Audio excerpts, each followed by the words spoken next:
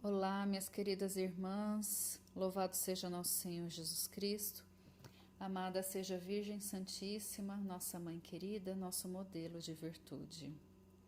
Quero gravar para vocês uma série de formações voltado para a figura de todas as mulheres da Sagrada Escritura. Esse foi um pedido que foi feito, a mim pela Mariana, lá de São Paulo, das Mulheres do Fogo, e é com muito carinho, que eu aceito a proposta, e dentro dessa minha pequenez, da minha limitação, não sou exegeta no assunto, mas tenho assim uma grande curiosidade, acerca deste tema. Consigo encontrar traços ali do que Deus colocou como exemplo da Virgem Maria nessas grandes mulheres, e isso fortalece muito a minha missão. Então eu vou fazer essa partilha do meu coração, para com vocês. Peço perdão se tiver algum erro, Peço perdão também se de repente tiver alguma coisa equivocada. Não tomem como um estudo bíblico apenas, Mas tome como uma partilha, como um modo como eu consigo ver diante da nossa missão de mulher essa visão através da vida de todas as mulheres. E nesse primeiro áudio eu quero começar com vocês falando sobre as mulheres do Gênesis, Então assim, rezei um pouco, desde quando a Mariana me pediu para saber por que parte começar. E eu resolvi começar no início, da Sagrada Escritura. E então, assim, eu vou começar com as mulheres de Gênesis, Então, esses três primeiros aí vão ser sobre Eva, Sara e Rebeca, que são as primeiras mulheres aí que a gente ouve notícia da nossa história, de fé, da nossa história da salvação. Então vamos lá, primeiro de tudo vamos falar sobre Eva. Nós vimos lá na Sagrada Escritura que Eva, ela foi criada por Deus, a imagem e semelhança de Deus. Quando Deus ele diz assim, e criei-os homem e mulher. Eva, ela representa para nós a primeira mulher. Seu nome diz, traduz-se como aquela que vive, a que vive. Então, ela representa para nós a mãe de todas as mulheres. Então, ela é a mãe de todas nós, que foi chamada por Deus para ser Ezer, ou seja, o socorro divino. Lá em Gênesis a gente vê que Adão, ele se sentia triste, porque ele não era... porque ele deu nome a todas as coisas, ele esteve com todas as dominando todas as coisas, mas ele não tinha algo que lhe fosse semelhante, O que é esse sentido de semelhante que a gente vê o Papa, o Santo São João Paulo II falando para a gente lá na Teologia do Corpo? Esse semelhante era alguém que tivesse a mesma essência dele, Porque, por exemplo, existe a presença de Deus na pedra, na presença do ser, existe uma presença de Deus nos vegetais, porque vivem e respiram, uma presença de vida.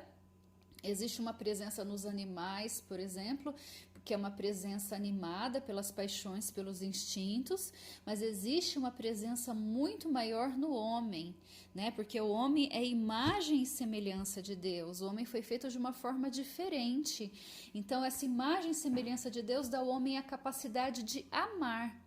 Nenhum animal é capaz de amar. O animal ele é capaz de ter afeto, mas amor é apenas o homem, porque é uma imagem e semelhança de Deus. Então ele sentia essa necessidade. Foi quando Deus fez para ele a mulher como socorro divino. E esse socorro divino, que é uma complementariedade, onde homem e mulher se complementam, e ambos, quando se complementam, segundo a teologia do corpo ainda, eles vivem essa essência da qual Deus os criou, que é para ser essa imagem e semelhança completa. Por isso que existem muitas correntes teológicas que falam isso, e eu trago até assim, a experiência da espiritualidade de Francisco, que diz, né, que Deus é pai e mãe, né? Assim, Francisco do Meu Carisma, que a gente estuda muito isso, né? Deus, ele é pai e mãe. Por quê? Porque esse Deus todo-poderoso que derrama sua imagem e semelhança para nós, ele deu ao homem e à mulher essa imagem e semelhança, ambos com a mesma dignidade, mas com necessidades diferentes. Então a mulher, ela tem a imagem e semelhança de Deus e ela recebe de Deus o dom de procriar, né? Então ela é coparticipante com Deus na criação. Né? E o homem, com as suas características de homem, né? Ele também tem a sua imagem e semelhança de Deus, mas naquilo de prover o sustento, de cuidar e assim por diante, né? Que a gente não vai entrar muito nesse assunto aqui, porque senão a gente desvia um pouco o foco. Mas então,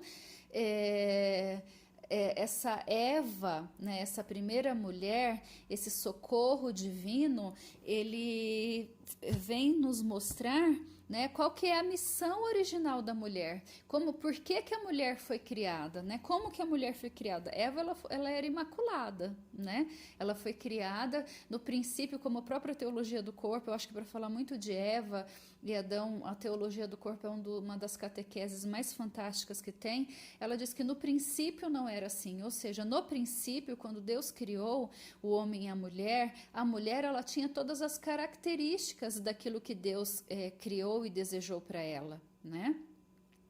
E assim, né, para você entender, ela era uma mulher muito bela, imaculada, feita por amor, né? E ela se deixou ser tentada pela serpente.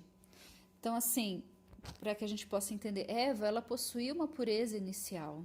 Ela tinha uma amizade com Deus, né? O Senhor Deus visitava ela e visitava Adão todos os dias lá no paraíso, e eles conversavam, eles vinham a Deus face a face. Eles não tinham ainda concupiscência, pois não tinham o pecado, seus sentidos eram ordenados, eles eram inteligentes, né? Porque essa imagem e semelhança de Deus traz para nós a inteligência. Nós temos a inteligência que os animais não têm. Os animais, eles podem agir por instintos, mas a nossa inteligência, que é a nossa capacidade de amar, a nossa capacidade de reconhecer a Deus, é algo que somente nós possuímos e somente nós temos, né? Mas aí o que acontece? Eva, ela se deixou ser influenciada pela serpente, porque ela, de uma certa forma, tinha uma soberba no saber, né? Porque quando ela fala com a serpente vem induzindo ela de alguma forma. Às vezes eu até brinco, né? Assim que a serpente, ela foi atrás de Eva porque Eva era mulher, porque o homem, ele é muito objetivo, né? O homem, ele tem as coisas assim, tudo não vai pela emoção, assim, né? O homem vai pela prática, mas Eva não. Eva tem o coração, a mulher tem o coração, tem os sentimentos, tem o questionamento. Se a serpente chegasse lá em Adão e falasse assim: é verdade que vocês não podem comer do fruto que está no meio do jardim? Ele ia falar assim: é verdade. Mas você sabia que... Ele ia ser papo, não, Deus falou que não pode, pronto, né? Mas já com Eva, quando a serpente começa, é verdade? Não é verdade, não. Se a gente comer, a gente vai morrer. Não, mas você não vai morrer, você vai conhecer todo bem e todo mal. É? A gente fica até imaginando as conversas de comadre, né? Então, assim, por quê? Porque a mulher, ela quer, ela tem essa coisa de querer compreender, de querer se aprofundar, de olhar pela emoção. Então, a gente imagina assim, né, que Eva amava o Senhor, né? Porque ela amava com a emoção também, né? O Senhor a visitava todo dia, e a serpente, que é o pai da mentira, enganou, falou assim: você vai ser como Deus. Então ela admirava tanto a Deus que ela queria ser como Deus, né? Só que isso fez com que ela caísse na tentação do mal, né? E isso é uma coisa que a gente deve prestar muita atenção para nós enquanto mulheres, porque, por exemplo, assim, Eva, ela tinha tudo, né? Ela tinha tudo. A única coisa que Deus falou para ela, assim: não mexa com o fruto que está no centro do jardim. Mas, assim, não tinha dor, não tinha sofrimentos. Ela tinha amizade com Deus, mas estava insatisfeita, né? Muitas vezes eu vejo assim o mal da tibieza que nos acometem a nós mulheres, né? Que nos deixam insatisfeitas. A gente tem tudo, mas o que a gente tem não tá bom, a gente não dá valor à nossa casa. Então eu acho que essa é uma mensagem que nós podemos tomar com Eva diante da nossa vida, né? Diante de tudo que Deus nos deu, essa nossa insatisfação. Aí a gente tem, Deus nos deu filhos maravilhosos e nós estamos insatisfeitos. Deus nos deu uma casa, nos deu um teto, mas a gente está sempre olhando por mais. Mas eu quero mais, né? Por que a gente não é grato pelas coisas que Deus nos deu? Porque essa insatisfação gera em nós a brecha onde o inimigo pode vir, onde a serpente pode vir e nos afastar do plano de Deus, né? Eu acredito no meu coração, né, que Eva não se rebelou contra Deus, como os anjos, né? Os anjos que eles possuíam a inteligência superior à dos homens, porque eles veem as coisas sem o véu da carne, da matéria, né? Sem o véu das paixões, eles enxergam as coisas com mais clarezas, né? Eles se rebelaram contra Deus porque por livre e espontânea vontade, eles não podem voltar atrás disso, né? Mas Eva, ela foi enganada, né? Eu não acredito que ela queria se rebelar contra Deus, que ela era contra Deus, que ela se sentiu inferior porque Deus fez isso, não. Ela o amava, né? Ela gostava do Senhor. Mas a serpente, o pai da mentira, se utiliza também deste amor, né, para fazê-la perder pela desobediência. Não, mas Deus não vai ficar triste com você, não. Você vai ter o conhecimento, tal. E ela acha tanto que é uma coisa boa que ela até leva para o marido, né? Olha, a serpente me deu isso, tal, e assim por diante, né? E ela só quando cai por si, né, que ela vê que desobedeceu, que ela vê que errou, é que ela então percebe, né, o que ela fez. E muitas vezes assim somos nós também, né? Então essa fica a mensagem que nós podemos trazer para o nosso coração sobre Eva, né? E assim, uma coisa interessante que o padre Paulo Ricardo fala, que eu gosto muito, né? Que ele diz que Eva era uma mulher, era imaculada, era virgem e noiva de um homem, e foi visitada por um anjo, né? A Santíssima Virgem também, né? Uma mulher imaculada, virgem, noiva de um homem e visitada por um anjo.